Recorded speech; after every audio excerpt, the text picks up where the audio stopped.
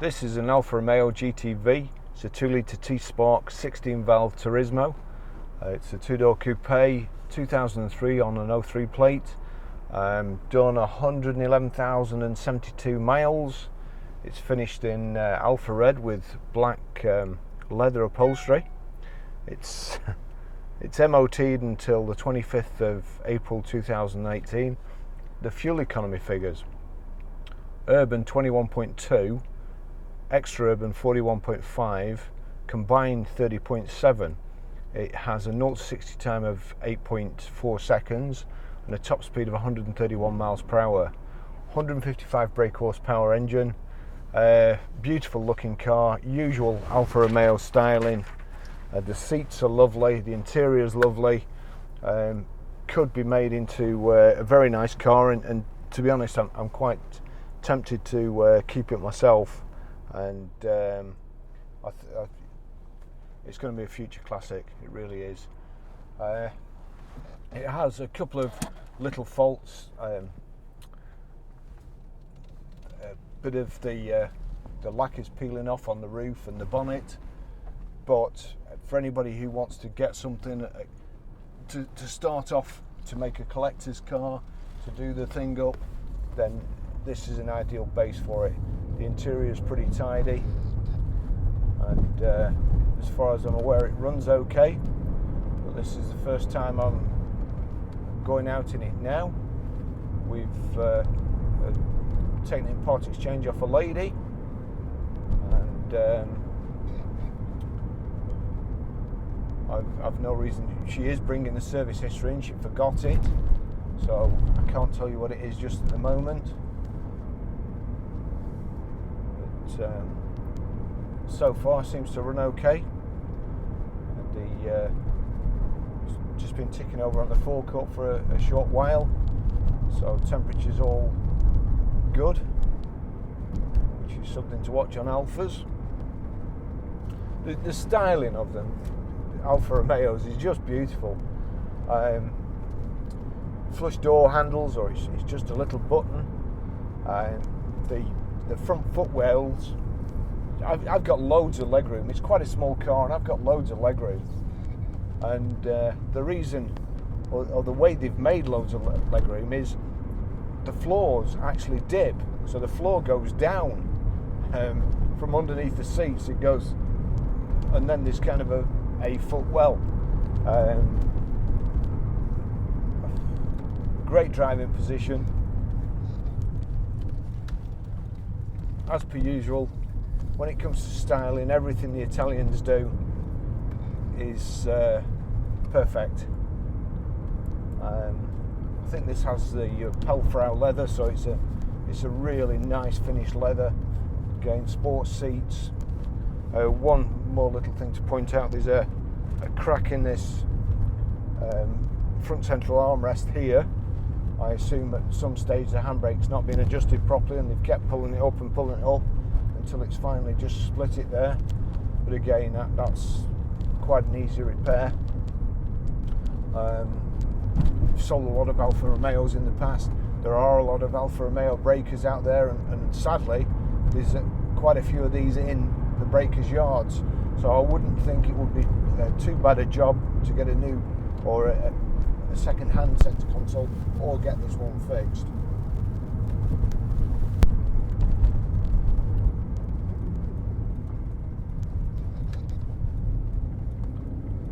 Just give it some gas.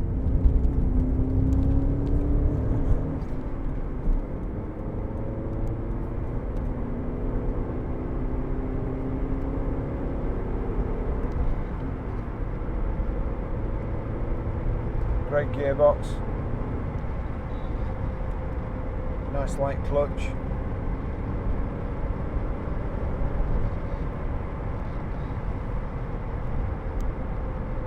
Five gears, not 6.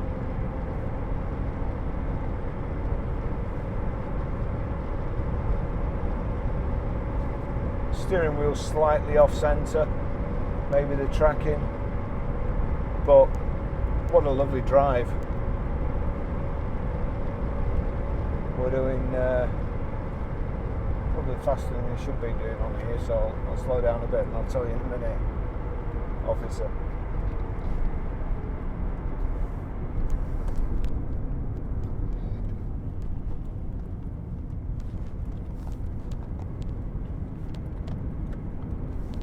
I ran an Alfa GT myself a couple of years ago, and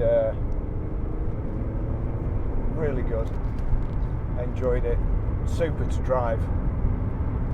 Perfect balance around corners.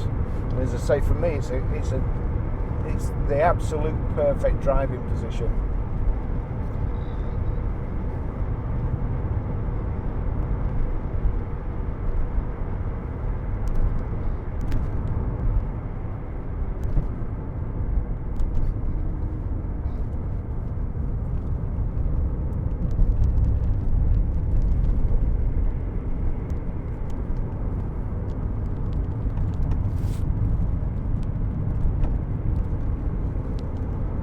The way this thing drives,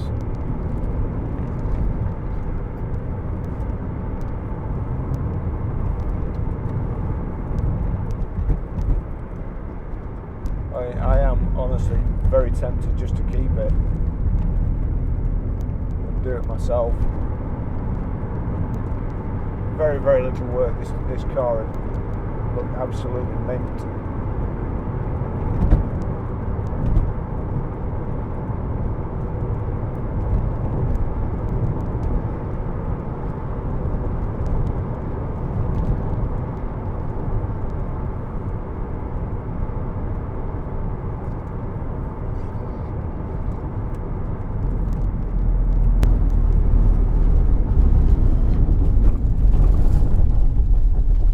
Again, that's this road, not the car.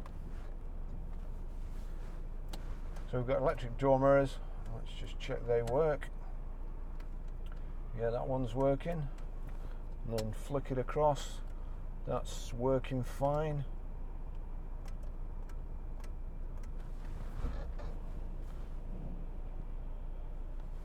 Steering wheel's all nice, 3-spoke.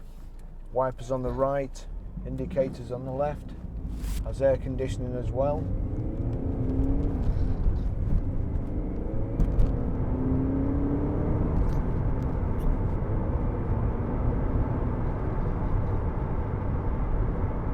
Front and rear fogs. It has a CD radio. Actually, I'm assuming it's a CD radio because it's one of those that the thing goes behind. Let's just have a look. Yes, it's a CD radio.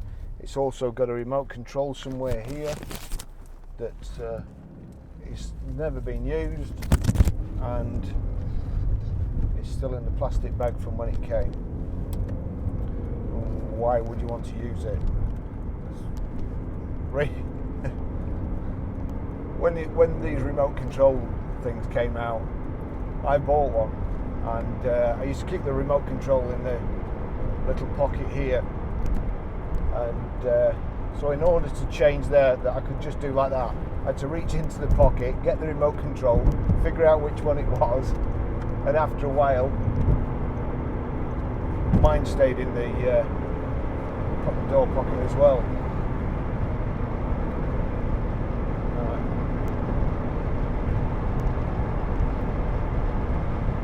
Crikey, that's going too fast. You really don't know you're moving. I was speeding a little bit then, which I don't want to do. So that's 70 miles an hour, just over 3,000 revs, nice and quiet, and it's a lovely car to drive. The suspension's great. Alfas do suffer with suspension arms, the rubbers on the suspension arms. This feels great. Usually you can hear quite a bit of a knock, or even when they got really bad, the wheels are shaking. This is super. The temperature gauge is still good.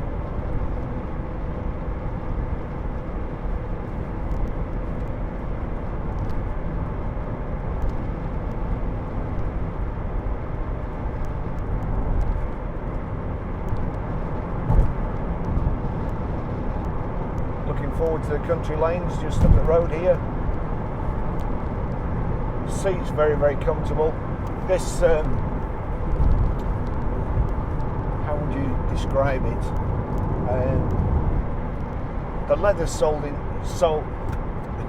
easy for me to say. The leather is sewn in strips, and the strips come up like a cushion, so it makes the seats even more comfortable. If you sat on a normal seat and your back's just straight on it, this feels like it's really, really well padded, and like the seat is bigger and thicker than it actually is.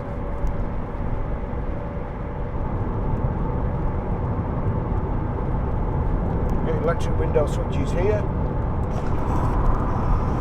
That works fine. I won't take that down too far because it's got a camera on. We're just sat here at 70 miles an hour, and it's great.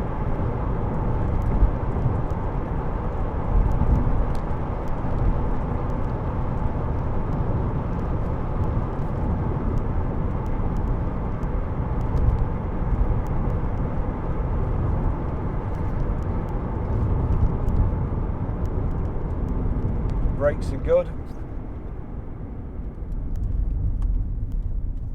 Brakes in a straight line, no wobbles, no wheel balancing issues. I've yet to try the wipers.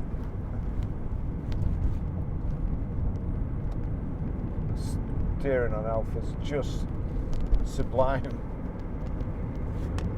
This guy in the Fabia would get out of my way and be even better.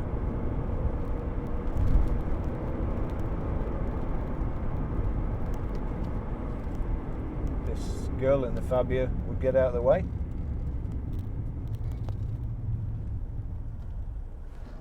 Okay, we'll try the wipers.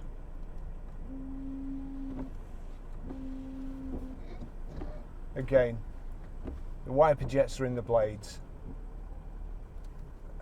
Alfa styling department.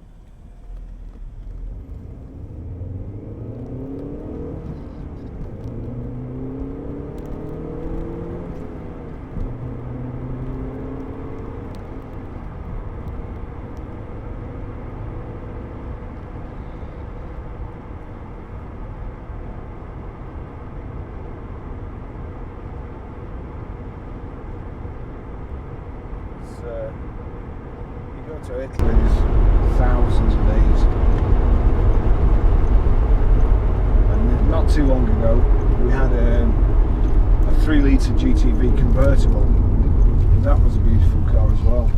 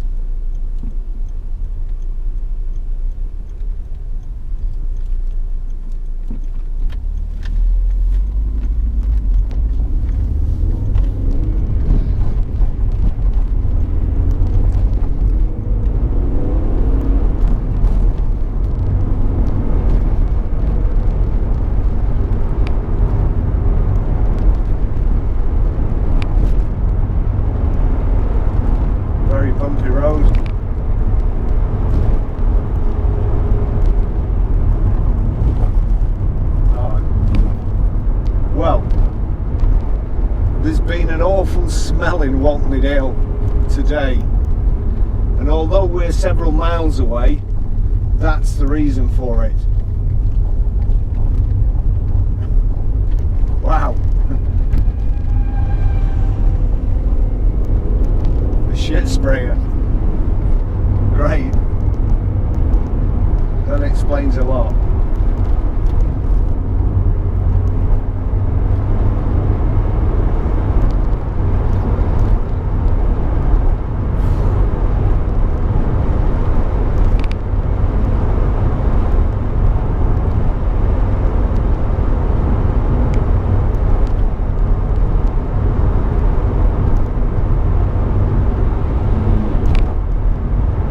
Sure that's fair doing that from a country road.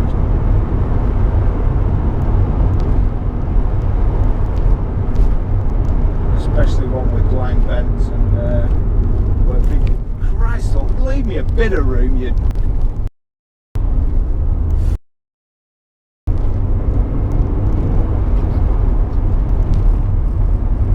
Now, when he gets up there, no, never mind.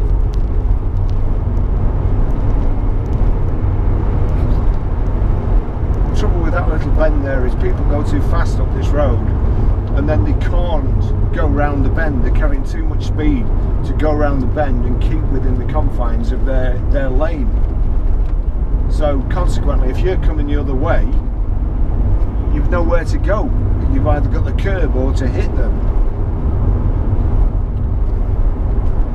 I used to go to work that way every morning, and the amount of times I'd be setting off about 6 o'clock in the morning, the amount of times there'd be a car in a field there where they'd just gone too fast and couldn't get around the corner.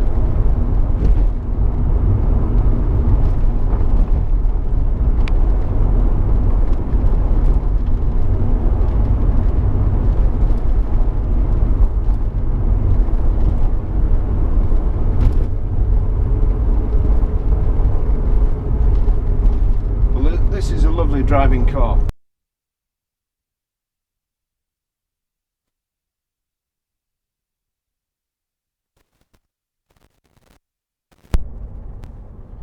I've got out of the car with the microphone attached to me once too often, and I think I've broke the lead.